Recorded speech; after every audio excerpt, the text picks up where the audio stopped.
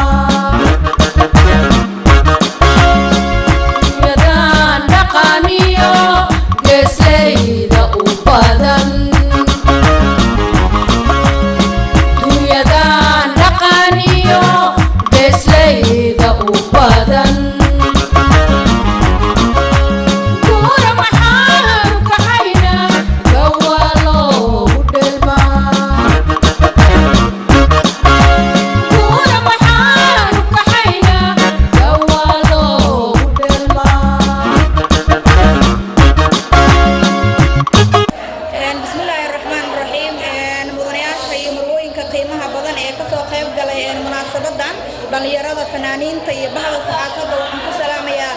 salaanta muslimka assalaamu calaykum salaamka bacdi waxaan halkan isugu nimaanay oo halkan aan u joognaa munaasabadii lagu taageerayay maamulada dhexe ee Soomaaliya munaasabadan waxaa soo qaban qaabiyay gabdhaha jaaliyada Soomaaliyeed ee ku nool wadankan boqortooyada Sacuudiga ee ka soo jeeda gobolada dhexe ee Soomaaliya waxayna taageero ka helayaan ragga jaaliyada oo ka mid yahay eekis xildhibaan Cabdullaahi Raaga Xuseen oo ka mid ahaa xildhibaanadii baarlamaankii oo ka mid ahaa mudanayaashii baarlamaankii hore ee waqtigii dawladii Sheekh Shariif Sheekh Axmed maadaama aynu nahay ummad boqolkiiba boqol muslimiin ah munaasabadayna oo qaybo fara badan ka kooban waxaynu daha kaga roonaynaa aayadaha quraanka kariimka waxaynu u yeeraynaa Sheekh Makaawi Bismillahir Rahmanir Rahim wal 'asri innal insana lafi khusr إلا الذين آمنوا وعملوا الصالحات وتواصوا بالحق وتواصوا بالصبر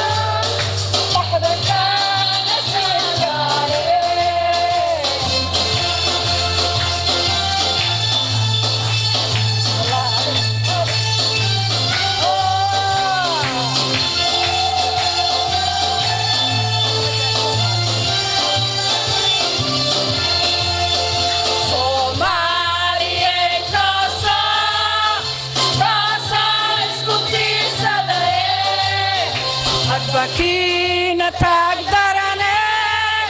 taageero أنا ورنا عمير يا مروسبي عبد الله البوليد meeshaan waxaan caawa u nimid munaasabadii gobolada dhexe oo ka mid yihiin galgaduud iyo mudug gabdhaha Soomaaliyeed oo wadahay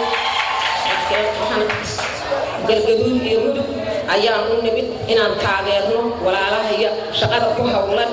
oo jooga mudug iyo galgaduud oo ka sameynaya gobosha taalo oo sabarreed ayaan salaameynaa oo salaameynaa walaalayaal waxaan leeyahay iyadana kasii wada hawsha meeshiina annaguna way garab taagannahay ilaahay noo siyaasho waxaa la rabaa inaad isku farqotaan oo isku duubnaataan oo cadowga iska u aragteen waxaana kordaganaadeen hadday nimankeenu ay isku duuban yihiin oo isku meel raacayaan nimankii madax bay u kala carareen waxaa la rabaa adigu inaad madax u kala carareen dhexda xirataan oo goboladiina iyo magaaladiina iyo dadkiina taageertaan madaxweynihiina taageertaan ku-xigeenkiisa taageertaan waxaan meeshaan aan uga jeedinayaa salaan xasan maxamuud oo madaxweynaheena iyo cumar cabdirashiid ayaan u jeedinayaa taageero xoogi iyo bogaadin mahadsantihiin haweenka Soomaaliyeed meel kastoo ay joogaan waxay ka qayb qaataan horumarka dalka haweenka jaaliyada ka soo jeeda gobolada dhexe ee Soomaaliya waxay u taagan yihiin oo caawa isugu yimaadeen munaasabadan inay ka qayb qaataan maamulka dhawaan loo rajeynayo in loo dhiso gobolada dhexe ee Soomaaliya oo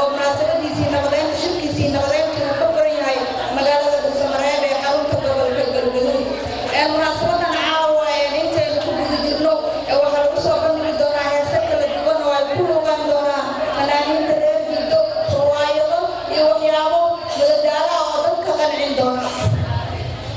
qaybihii khudbadaha ayaanu gudagalaynaa markan waxaan u yeerayaa marwo maryan aadan halkan waxaan ka taageeraynaa gobolada dhexe shirka muxuu ahayd koonfur gobolada galgaduud iyo mudug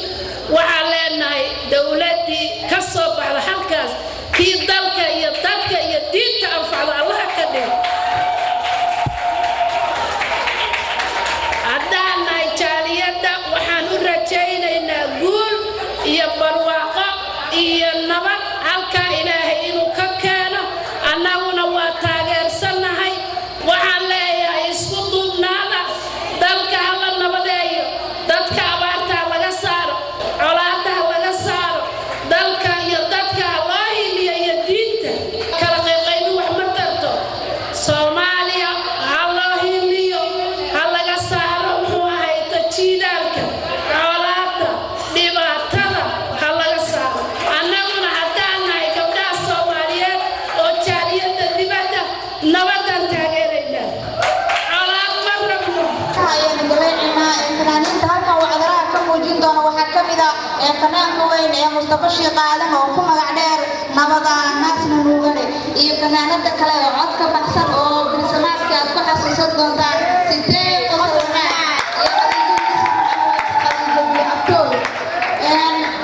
laxamiista heesahan ee halkan aad ku daawan doontaan waxaa la hanka saaray laxamiistaha weyn Cabdicasiis Muqbal Siciid muusiga macaan ee dhegeyna ku soo dhici doona waxaa tumaya Macaawiye Maxamed Siciid markana ku soo dhawaada heesii galguud iyo mudug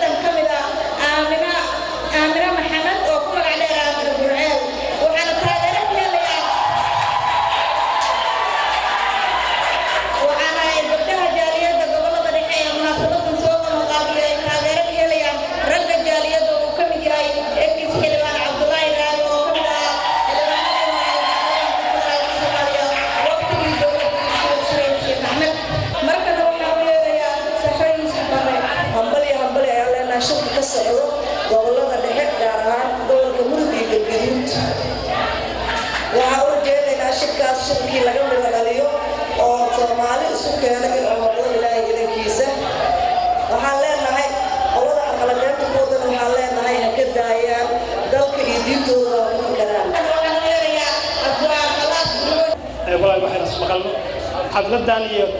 midaan xafladan hadda aan joogno iyo xafladii koreey waxaan loo soo qabanqaabiyey walaalkeen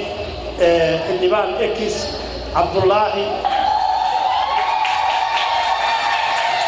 haddana waxaa noo bilaabanayaa barnaamijka qaybihiisii kale waxaan u leedayaa fanaanada codka baxsan ee sitay qosol wanaag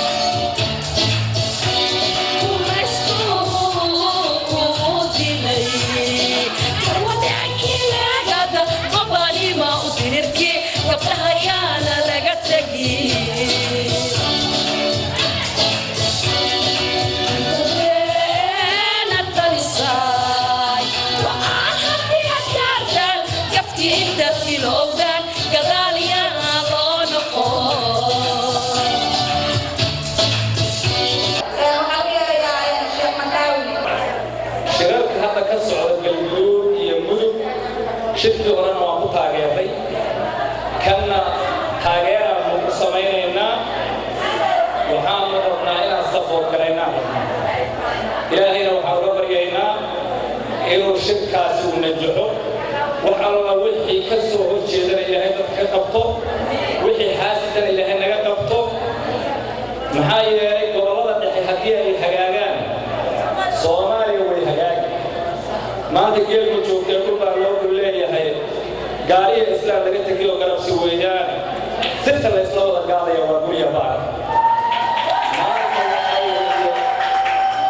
waxaa gobollada dhexe inay hagaagaan baa rabnaa hadday gobollada dhexe hagaagaan soomaaliya way hagaagaysaa meeshan marka waxay isugu yimid hooyooyin heestii hadraawe ahayd hooyo waligaba waa hilimadiisi waxaan haatan leeyahaye ha habsaamin weligaa waan horataa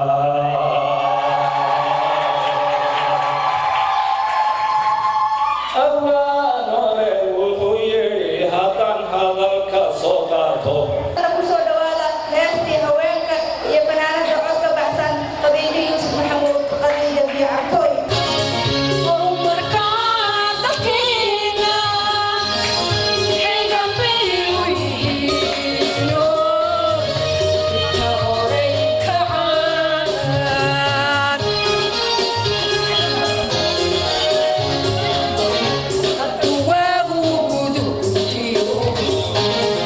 Hadu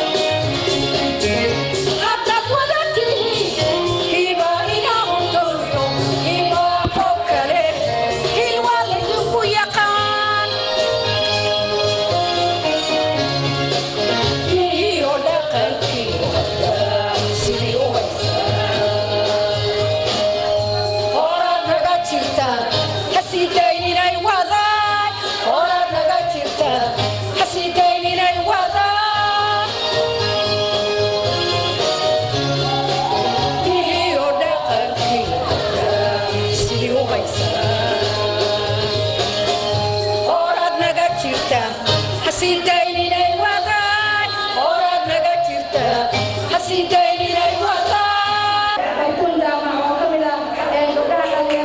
bismillaahi raxmaani raxiim halkan waxaan ka salaamayaa dhammaan gabdhaha jaaliyadda ee sacuudi carabiya ee soo ogaasimay xafladan quruxda badan آمن القرآن آمن القرآن ولا شيء سفيه قبلها شرفت بلد مناسبة النصر والعزمي وحق الوسن علينا إكس الليمان عبد الله الراقي حسين ولكن يقول عليهم ودمان كسور غير قلي حفلة عن قروح البلد وحاربنا النبض وحانا هاي قبل الصوماليات وكل السعودية العربية نبضان ربنا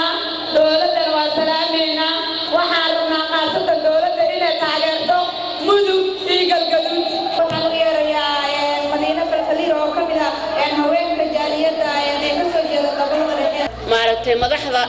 sharafta leh xildhibaanada asxaabta meeshaan sugnaada qaasatan gobolada dhexe mudug iyo galgaduud marka waxaan idin sheegayaa oo kale intaad waxaan halkan haddana ka salaamayaa madaxweynaheena xasan sheekh maxamuud ilaahay madaxiisa kor ha ka dhigo waa madaxweyne Soomaaliyeed waa israacsannahay gobolada dhexe galgaduud iyo iyo mudug iyo galgaduud way israacsan yihiin galgaduud iyo waddan israacan Soomaaliya ha israacdo Soomaaliya ha xuloodo cadowga Allah naga qabto wixii Allah naga qabto wixii qeyrna Allah na waafajiyo munaasabada lagu taageerayo maamul samaynta gobolada dhexe annaga oo taageerayna munaasabadaas waxaan ku hambalyaynaynaa dadka ka qayb qaadanaya heshiisiinta ka socota gobolka galgaduud gaar ahaan magaalo madaxdiisa Dhuusamareeb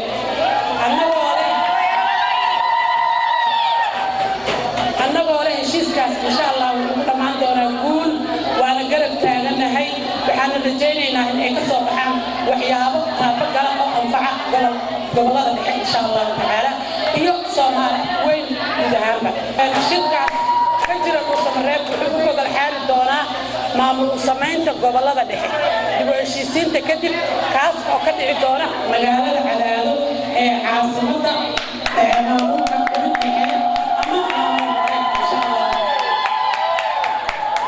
waxaan ku hambaliyaynaynaa munaasabada maamul samaynta dadkii ka qayb qaatay gaar ahaan dowladda Soomaaliyeed oo kaalin libaax ka qaadatay oo ugu horeeyo madaxweynaha Soomaaliya mudane Xasan Sheekh Maxamuud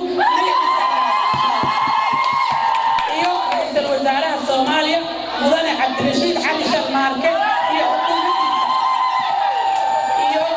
gudoomiyaha baarlamaanka mudane Jawaari waxaan leenahay gudoomiyaha baarlamaanka ambaliyo waa idin taageeraynaa sida sharafta leh oo maamul samaynta gobolada dhexe aad uga qayb qaadateen oo aad guusha lixaad kale uga qaadateen insha Allah tacaala maamulku wuxuu noqon doonaa maamul lagu reeyo oo ummadoo dhan ay ku arwaaxaan haddii gobolada dhexe maamulkoodu hagaago Soomaaliya oo dhan way hagaagaysaa insha Allah sidaas daraaddeed waxaan leenahay qof kasta oo Soomaaliya waa inuu ka qayb qaato maamul samaynta gobolada dhexe hiil iyo hoob waa inaan uga qayb qaadano si maamulkii loo helo maamulkii sida loo helo waa in marka ugu horeysa aan samayno dad u qalma oo maamulkii hagi kara aan iska soo dhex saarno markii dib u heshiisiinta la sameeyo waa in dad gobolka waa ognahay kulligiis khayraad badan baa ku jira si khayraadkii shacabkiisu waa ka baahan yahay uga faa'iidaysto waa inaan marka ugu horeysa dad nidaamka yaqaana oo maamulka gobolka hagi kara aan u istaagno siday uga soo bixi lahaayeen mudane Cabdullaahi waxaan ku soo dhaweeyay ma garanayo sharafta iyo maamuuska uu xafladaan qabanqaabiyey juhdiga badan uu geliyey goboladaas dadku saraaco waxaan leenahay mudane Cabdullaahi ku soo dhawow hambalyo maamuus shacabkaaga oo ku jecel insha Allah ta'ala jaaliyada Soomaaliyeed oo jidka ku nool oo gobolada oo garabkaaga insha Allah ta'ala waxaan leenahay nooro ku soo dhawow aamiin waxaan leenahay qaabada gashay maama aamiin halka ku maadsanahay mudan Cabdullaahi ku soo dhawow sharaf weyn bay u tahay maamulka ka dhismaya meesha jaaliyada aad ka soo jeedaan iyo dhammaanba sida aad noo matalaysaan marka aad baa u mahadsantihiin waxaan taabanayaa maamulada iyo maamul goboleedka in laga dhiso la rabo gobolada dhexe baan wax yar ka taataabanayaa maamul goboleedku dalku ha kala go'go'o ma ahan hal la isnaco Soomaalida laga go'o ma ahan nabadgelyo si loo helo maamul la dhiso way colaado badan baa la soo maray dhibaatooyin badan baa la soo maray wax aan la qaada karin oo far badan baa la soo maray waxa la soo maray si loo baabi'iyo targetka ama mataqaana ujeedada maamuladii la soo dhisay oo dawladdan hadda dawladnimada iyo rasmiga ugu dambeysay macnaheedu dhan waxay ahaayeen hal la helo nabadgelyo hal la helo Soomaalinimo hal la helo qarannimo si loo helo hal la dhiso maamulo ka shaqeeya nabadda hal la dhiso marka taaqira ku jira dib u dhaca ku jira in gobolada dhexe aan weli maamul loo dhisin waxaan aad iyo aad ugu mahad celinayaa oo waliba aan magaceena ku hadlaya aan u mahad celinaynaa dadka ku howlan odayaasha siyaasiyiinta waxgaradka oo dalka gudihiisa ku jira oo gobolka jooga oo isu soo dhaweynaya dadka oo nabadgelyada ka shaqeynaya kuwaasan dhammaanteen inaan u mahad celinno ay tahay waxaan u tilmaamaynaa annaguna inaan ayaga ka mid nahay waxay rabaan inaan la rabno ammaan inaan la rabno nabadgelyo dalka in lagu soo dabaalo inaan rabno waxaan ku soo laabanayaa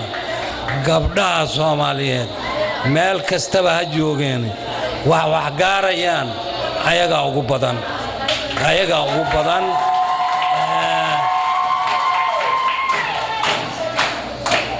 ninka la dilayo ama waa walaalkood ama waa aabbahood ama waa ninkeedii odageedii waaye marka khasaaraha ugu badan waxaa qaba gabdhaha Soomaaliyeed nimanku qowlaysatay isaga badan yihiin waxay rabaan isaga badan yihiin weliba saasoo ayada 20 iyo dhowrkii sano xarbil ahliga ay ayaga masaariifta laga rabay deganaanshaha laga rabay nabadgelyada laga rabay marka qaybta aad qaadateen ma qarsana waxaan hubaa haddii midiba ay mid gaarsiiso gabdhaha Soomaaliyeed inay nabadda ka shaqeeyaan ayaga ku guuleysanaya iyaga ku najaxaya wanaaga najaxaya gabdhaha Soomaaliyeed dal kala male rag kala male dadku waa dadkoodii dalkuna waa dalkoodii gobolada dhexe waa bartamaha dalka gobolada dhexe waa bartamaha dalka waxba kama gooyi karaan dhinacna kama gooyi karaan dhinacna ma riixi karaan waxa isugu mid ah waqooyiga koonfurta bariga bartamaha dalkay ku jiraan calooshi baa tihiin calooshana waxaa laga rabaa wax walba in lagu qaadaa la rabaa marka dadka Soomaalida xambaara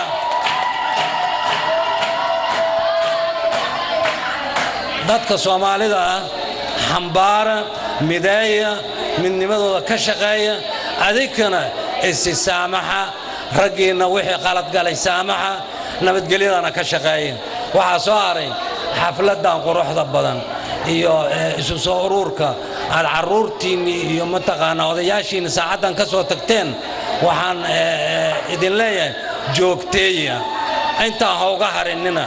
ilaa aad ka gaarsiidaan hadafka maamul samaynta gobolada dhexe ilaa aad ka gaarsiisaan ha ka caajisinina waxaan u arkaa inay xafladda aas-aaskeedu tahay laba qaybood qaybta koowaad inaad muujisaan inaad raalli ka tihiin in nabadgelyo laga shaqeeyo oo maamul la dhiso qaybteeda koowaad soo sidaa ma aha saasaa qaybta koowaad rabtiin waa mahadsantiin waxaan xaqiiqatan qaybta labaadna u arkaa soomaalinimadu inay mid tahay oo walaalo tahay oo la nabadeeyo oo gobolada dhex kaliya ee Soomaaliya oo dhan fariin aan u diraysaan aan u arkaa dadku inuu mid yahay Soomaaliya walaalo yahay oo la heshiiyo oo la nabadeeyo oo dawlad la noqdo oo qaran la noqdo saasaan u maleynaa inaad barnaamijkiina oo ah xafladda sharafta badan waa idinkaga mahad celinayaa mar labaad soo dhaweynta waa idinkaga mahad celinayaa walaalnimada waa idinkaga mahad celinayaa waxaad iska ilaalisaan wax kasto adinka tarafaraarq idinku keeni kara oo dhax socota ah iska ilaaliya Soomaalinimada qaata nabadgelyada qaata dhismaha maamulada qaata in dawlad iyo qarannimo loo gudbana qaata waan mahadsantiin assalaamu calaykum wa rahmatullaahi wa barakaatuh